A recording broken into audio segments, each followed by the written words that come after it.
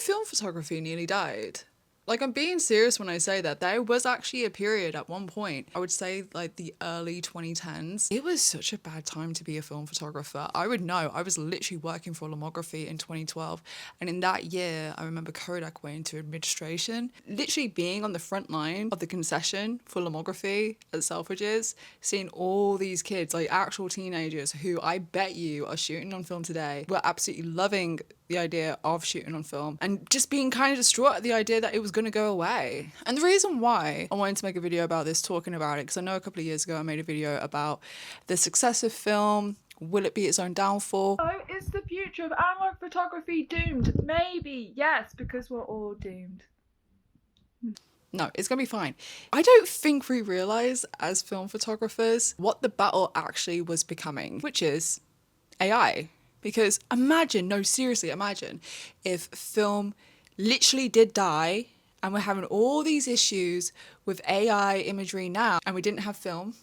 Like, that would be so bad. It would be so much worse. Like, if film, literally, if all the film companies, Ilford, Kodak, all the others, Fujifilm, imagine if they all just shut down like 10 years ago. And now we're dealing with the issues of AI today.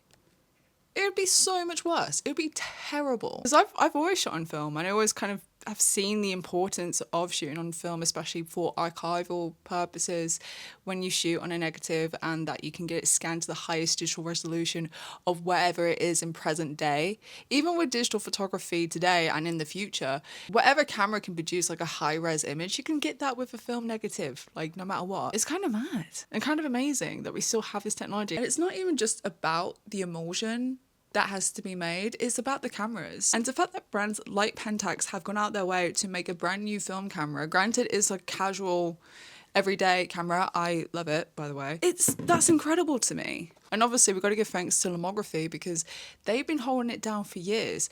Because I do hear this argument quite a bit between photographers saying lomography have been making film cameras this entire time, but they've been reproducing cameras that already existed. Pentax instead made a whole brand new camera. So that's the difference. So this is technically the first brand new, newly designed film camera in a lot of years. There's also some camera brands that won't even consider making a film camera again. Because this is the thing, photography overall is problematic, especially with AI. And one of the discussions that is coming up quite a bit is the fact that film photography is legitimate. And there is all this stuff that can go into it in regards to forgery and manipulating negatives. So there's basically a brewing conversation going on that I've seen on my social media, because film is genuine, because you shoot straight into the negative, get it developed. And the reason I'm saying this is because film photography gives us material witness. Whereas if you want to get into the realm of forgery and manipulating negatives, whatever means, that is a lot of effort. I mean, people probably will still do it, but that's still a lot of effort. But there's means of ways of being able to do photography for the sake of stuff like, you know, events, important political events, for example. You can't generate film. You have to make it. You have to shoot on it and you have to develop it. It requires light, time, patience, and a real subject, something really happening. And you can't do that stimulated. And another thing with a negative, it acts as a certificate of authenticity. It's the real deal. It hasn't been manipulated. It's proof that the physical image, the actual thing that happened in the event of the photographer taking the photo, really did happen. And that's why I'm like, wow, we should really be kind of amazed at how photographers really did fight for film to not die, because we didn't know what the fight was for. And I think, you know what it is? We didn't know what the enemy was. And that's kind of mad when you think about it. We didn't know AI was going to even be a thing in regards to imagery like over a decade ago. Film forgery is a thing as well, where someone manipulates a negative to falsify an event. It's extremely rare and majorly labor intensive. Like, that takes a lot of effort to do. It would require reshooting, chemical tampering, composition amongst multiple physical negatives, as well as using AI and whatever other technology that you want to use in order to create a fake image for the sake of putting it onto a negative. That is so much effort. Like, geez. That's why there is this growing discussion among press and documentary photographers about the legitimacy of shooting on film for the sake of covering real life events. It's so there is an authentic coverage and for archival purposes as well. And in the age of deepfakes, honestly, physical negatives could become the new gold standard of trust, especially in the media, because wow, because I try not to get too political on anything that I do, but wow, we need trust, and I honestly think we can find trust in film photography. It's just something that I've been thinking about a lot lately, especially since, you know, Kodak have come back out with Kodacolor. Ilford have had millions of investment going into their factory up in Stockport. I went to visit them a couple of months ago and I got to see a lot of the brand new machinery that they have gotten installed, and it's incredible. And there is genuine investment going into this format, into this medium. And obviously you got lomography and cine still, Fujifilm.